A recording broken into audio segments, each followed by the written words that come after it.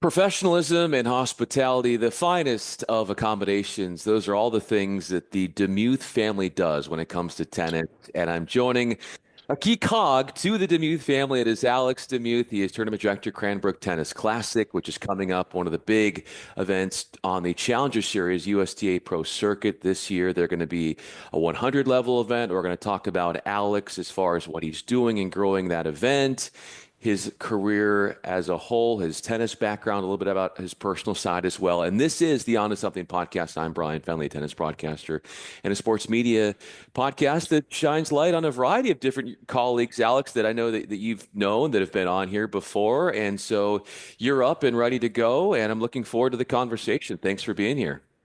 Yeah, good to see you, Brian. Let's do it.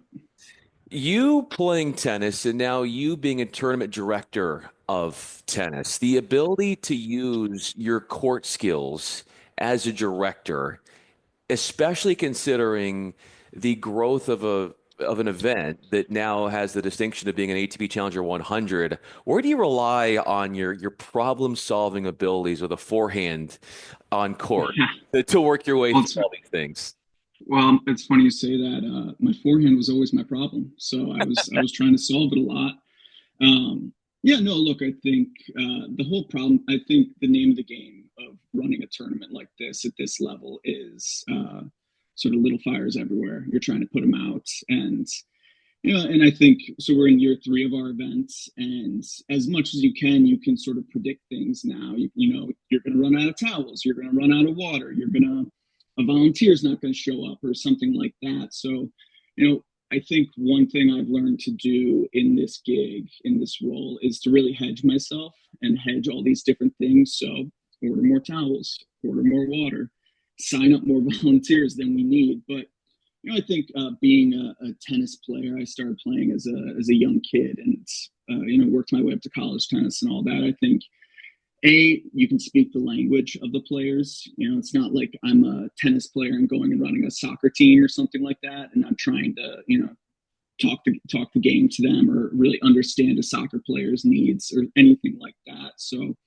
I think sort of being a native of the sport really helps not only myself, but my father, who I run the tournament with. We're both huge tennis players and tennis fans, really. So, having that understanding of what the players are looking for, what the tour supervisors and all the different the different types of people that we have to accommodate throughout the tournament, understanding what they're looking for and being able to understand it in a very quick way so we can solve a problem or figure something out or take or go after an opportunity or something like that. It really helps being a native to the sport and doing this tournament. It also helps to validate what you guys are doing as a tournament. When you talk about the players and the feedback that they're giving you, Yeah, I remember being there the first year and word got around that, and just having lunch with some of the players, that this was the best experience of a challenger that they've ever been a part of. The way that you guys pampered them, made them feel like what they are, professionals, the accommodations, the hospitality, whatever they needed. And then you think about just the beauty of the venue and where you are, and this just beautiful, lush greenery around you just outside of Detroit. When you hear players that come in and are raving about this event, what does that do for you in terms of what you guys are building and setting the future for what could be even more? yeah, no, it's feedback like that. It's sort of why you do it. Feedback from the players and really the community too are the two things that keep us going in this. And the as you were mentioning, the first year we were figuring a lot of stuff out. We had never done this before. My father and I, we were fortunate enough to have been around professional tennis before. I worked a little bit at the Cincinnati Masters for a summer and helped an agency run a couple of exhibitions with Roger Federer and things like that. So I sort of had a sense of what was needed. But it's funny you said the word pamper, and it's sort of all we knew, right? Having been behind the scenes at the U.S. Open and the French Open and things like that, we sort of knew what to expect and we knew what the level of accommodation was there, and we didn't want to do anything less, right? Because look, these guys are professional athletes at the end of the day, and things like food, hotel. So, what you're putting into your body, how much you're sleeping, how comfortably you're sleeping,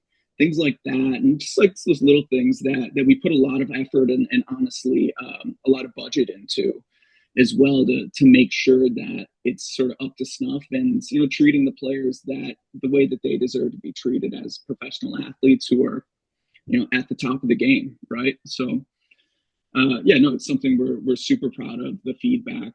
I think our first year we were ranked the third best challenger in the world, which was crazy as a first year event. I think this past year we maybe slipped a little bit down to top five, but still super positive feedback from the players and the tour staff as well. And it's not something you necessarily expect outside of Detroit. People have a pretty rough image of Detroit. I was on Long Island last weekend, and when I told people from Detroit I was from Detroit, they sort of it was sort of that. It's like, oh, bless your heart, that type of reaction. But when you get to when you downtown Detroit is beautiful now, but the surrounding areas are like beautiful and very well off, and a lot of tennis fans around here as well too. So to have the opportunity to do it in a place like this where there's also a thriving tennis community, much like a lot of sort of metropolitan areas, there's a lot of tennis players around here, a lot of tennis fans. It's super rewarding. And to be able to do it at a place like Cranbrook as well is also super cool, just because it's a super historic and beautiful and like just frankly renowned community and a renowned space. So it's not necessarily, we're not doing it in Lake Como or Nice, France, or anything like that. I see on the streams from the Challenger Tour how beautiful some of these venues are, but we do it in our own way, and we like to think we do it pretty well. Yeah, but you have your own oasis. So you're around forestry. It's absolutely Yeah, beautiful in the setting that you have. And the players, when they are well treated, how does that work in terms of, especially when they're talking amongst each other on the circuit and traveling, to where that is some of the most beneficial campaigning, marketing for you guys and why right. you bring the best in. When you treat them well, how have you seen that is going to only do good on you guys in the long run? Yeah, absolutely. I think the players are some of the best advocates that we can have, right? So it's a good story actually. So we gave all the players hoodies, sweatshirts as a gift, and the first year we started doing it, we gave them these nice hoodies, and actually, so summer of 2023, then spring of 2024, I'm in Paris for the French Open, so about a year ago, and I bump into a player who's wearing that hoodie still. So it's yeah, so it's things like that, like A, it was a nice hoodie, but also B, like to think that, like I was saying before, when you go a little bit further, give a nice gift, put them in a nice hotel, give them really good food. They just, they're, what else can they do other than not rave about the tournament? And we really try and give them a reason not to complain, right? Because I think at some of these tournaments, it might be easy to pick things out. It might be easy to nitpick things, especially if you're a player who's coming down from the main tour as well, who's used to those sort of 250, 500 Grand Slam levels of accommodation. We want to we want to put our best foot forward, and we realize too that our tournament for the players, it's a reflection on the greater community as well of Detroit. So we sort of view ourselves as not the face of Detroit by any means, but a representation of it. And so we want to make sure they feel like, or they come away from the tournament feeling like Detroit's a cool place to be, and it's a place where tennis thrives.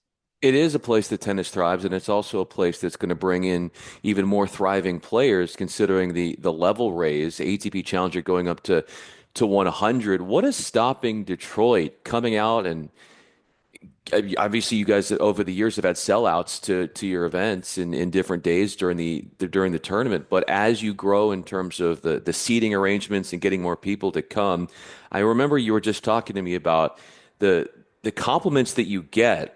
And people keep saying how great it is, but still a lot of people don't know about it. What can Mm-hmm. be done for people to say it's great, and we all know about it. I know it's a matter of time, but for you, what do you think? What can be that next step to get there?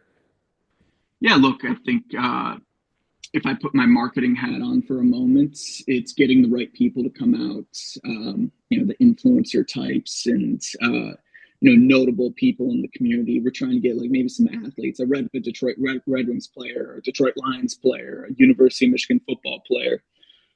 Try and get guys like that to come out to bring a little bit more buzz, because that's what sort of how I've seen other not tournaments, other sports teams in the area grow. It's like sort of it's almost a handshake. It's a tip of the hat saying, hey, I'm a legitimate athlete and this is a legitimate tournament, so I'm going to spend my time here. Right. So, and a lot of it comes down to that word legitimacy. It's like, how do we make this feel more and more legit? Right. Because the first 2 years, yeah, we're an ATP Challenger Tour tournament. But it's sort of in the back of my head. It's like, all right, are we legit? Are we for real? Are we doing this the right way? But so, trying to figure out ways like that to make it feel like a legitimate and real sporting event in the city of Detroit, where all summer long we have the Detroit Tigers here, the MLB team. In the fall, Lions fever takes over. University of Michigan, Michigan State football. It's an all year sports town. There's always something going on, and sort of finding our way into the schedule of that. Is really what we're trying to do here. There's a PGA Tour tournament in the city of Detroit as well. I believe it's in late June. That's on, like, it's a PGA Tour tournament, but it's sort of going through the same growing pains as well. It's like, hey, how do we make sure people understand that this is the real deal? And I'll say quickly that being held at a sort of a school community, it's great. It's a beautiful place, but also sometimes we get comments like, "Oh, is this a high school tennis tournament? Is this a junior tennis tournament?" Just because people associate Cranbrook with the school and automatically assume that it's for kids that go to the school, right? But so yeah, trying to find that level of legitimacy and like I said, finding our way into the rhythm of the Detroit sports calendar is what we're trying to go for here. And there's a lot of ways to do it, but just doing a good job and continuing to do a good job is the safest bet for us. Major strides have already been taken. If you go to the first 2 years, what are some of the more memorable on-court moments from your event? A matchup, something that went the distance into a third set tiebreaker, or something like that, that really sort of set in stone just how magical this event can be. Yeah, yeah. It's funny. The first year, our final, the singles final, was Steve Johnson versus Mikhail Kukushkin. You were there. You remember it well. Got super heated towards the end of it and throughout. Yeah, it got heated, and that was interesting to see, of course, up close and in person, and trying to figure out what was going on. Ended up being a great match. Steve Johnson won, but it was funny. I think the collective age of that final must have been somewhere around like 70 years old. Fast forward to maybe I'm aging those guys a little bit, so I apologize if I do or if I did. But fast forward to last year, we have Lermatian versus Nishesh Basavareddy in the final. So an 18-year-old versus a 19-year-old in the final is just about as young as you can get in professional tennis for a final. So moments like that, like the heated moments, but also you love to see fans come out and sort of pick and choose a player to support, like a Bernard Tomic. He's always sort of a fan favorite because he's kind of an eccentric character out there. So, watching the fans lean in and sort of pick their favorite guy, or like a JJ Wolf last year, a lot of people were really excited to see him and support a young American player. So there's the matches, there's the points. Like it's professional tennis. There's going to be amazing shots. There's going to be amazing points. But what really makes the memories for me is seeing the fans get into it and seeing the players get into it as well. Not against each other, but into the matches, into the heat of the moment, and sort of creating those U.S. Open like crowd roars and fist pumps and vamoses and let's goes, all those types of things. Like, just makes it so cool. And back to my previous point of feeling like a legitimate professional sporting event, like that's all you need right there to make it feel like the real deal. So, moments like that are what get me really excited, and hopefully we can make a few more this summer. It for sure will happen. None of this possible without you and your family. And it's one thing to have a family that is so invested in tennis. Obviously, you come from a playing coaching background. Your dad, you've got siblings that have been playing and are playing. And but to take it to the extent of which I get this feeling, Alex, that you as a family take so much pride in wanting to be a shepherd for the sport. You care about it so much. It's one thing to follow it, it's one thing to show up, but the care and the love and the appreciation that you have for the sport, how would you put that into words into why it's turned into you wanting to create this outlet for people? And your family has gone over time, one time after another, above and beyond to do whatever they can to further the name of tennis and to give it its rightful exposure. Yeah, look, I think we believe in the power of tennis as a sport, and I think sports in general as a means to bring people together, give people opportunity for to learn, to grow, to have an outlet, all those things. So I think a lot of it a lot of it comes down to that is sort of like you said, like trying to be shepherds of the sports, and be in it. I think sort of our motto or unofficial motto is using the tennis or using the sport of tennis to create more opportunities for the community, right? So whether it's being a fan and coming out and getting a little bit closer, if you're a kid and you get to be a ball kid and you're literally standing on the court as Lerner Tien's hitting a slice serve up the tee and you're trying to dodge it so you don't get hit in the head. Like those are fun memories. And like, looking back on my childhood, I had a few memories like that. I got to go to some of the coolest tournaments around. Like we used to go to the U.S. Open a little bit. I would go to the Cincinnati Masters.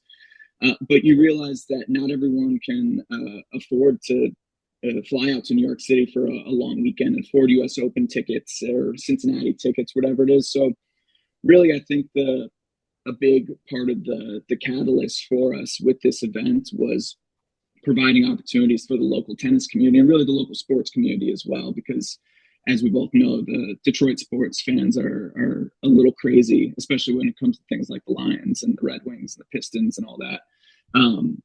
But yeah, trying to create something that leaves a legacy and can continue on and really have an impact on the community and be a part of the sort of sports zeitgeist of Detroit is, I think, a big reason why we do it. And we're just big tennis geeks too. At the end of the day, we love I know we love like chopping it up with the players, getting to know those guys and watching them practice and all those things. So being closer to a sport we love is a big part of it as well.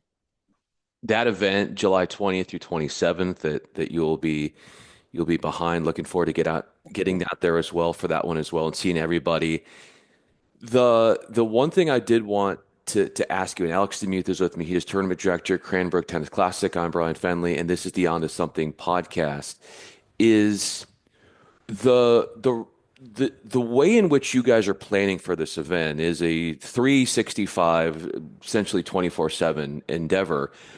But when does it really start to ramp up for you as we get into that almost last week of July? Not quite, but like July 20th, 27th, when the event is being held, to where it's like, all right, this is getting real.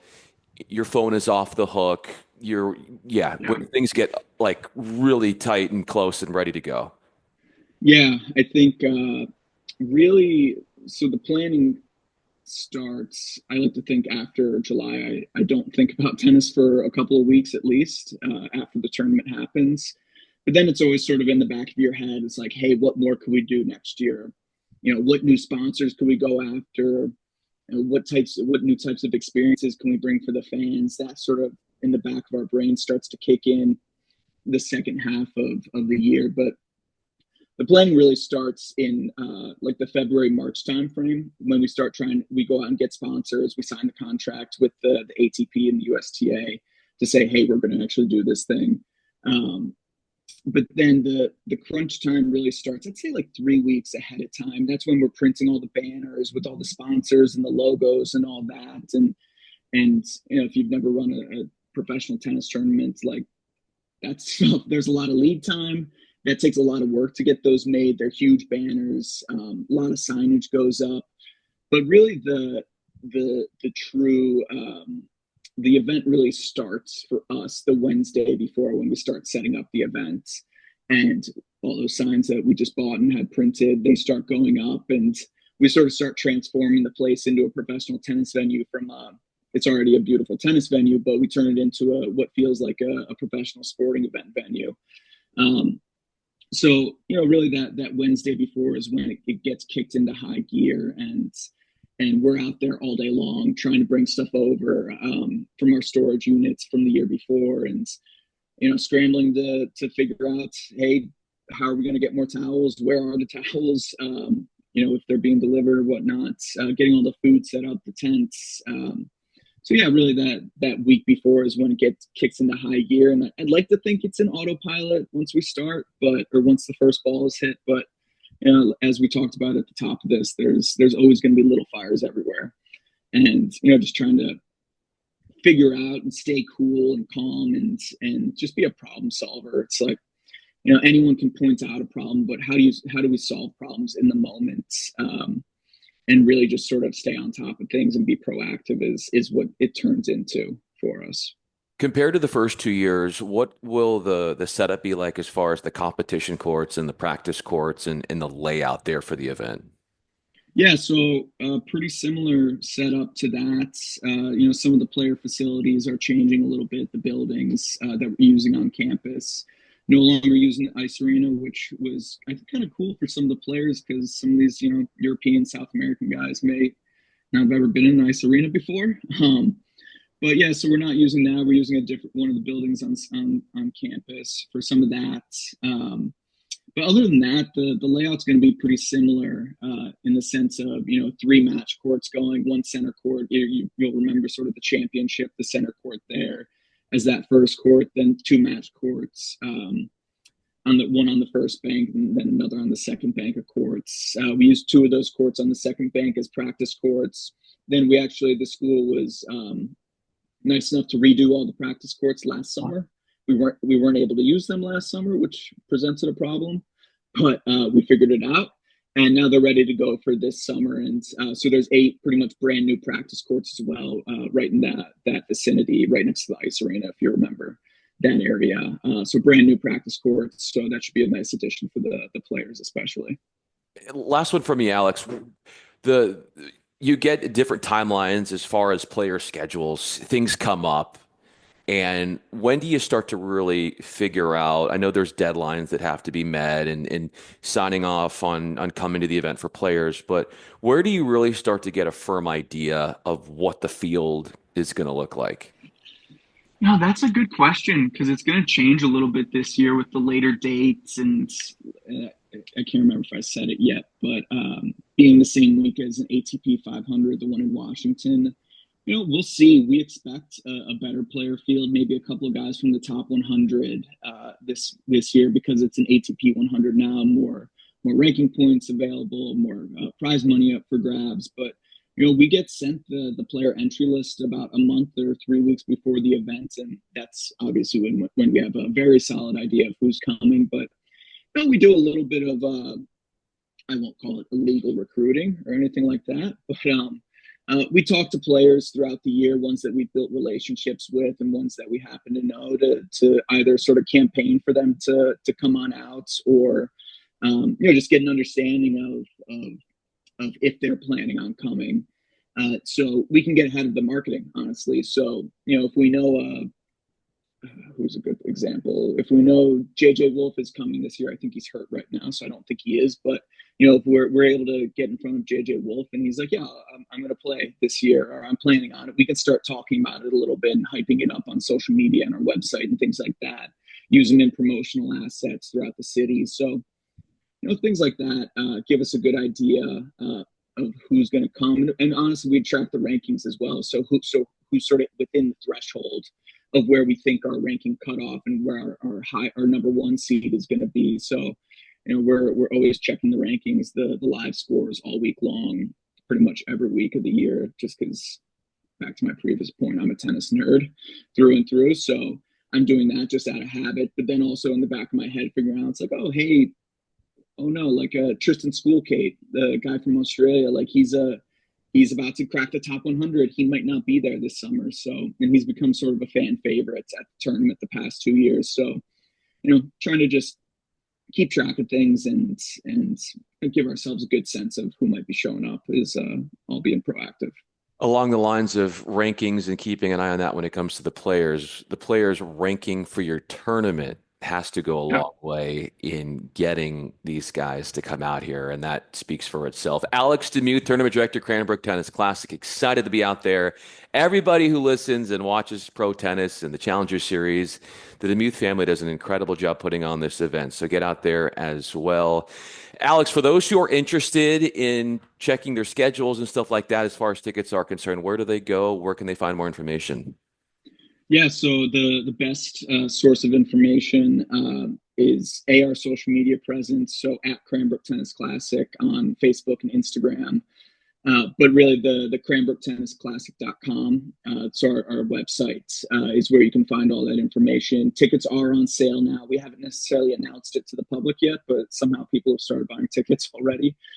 So they've been doing their internet sleuthing real well. So, but yeah, tickets are on sale, and would love to have anyone and everyone out. Well, there you go. You can get a jump start on it before it gets sold out. Alex DeMuth, I'm Bryan Fenley. Alex, thanks so much for doing this. Thanks, Brian. This was fun.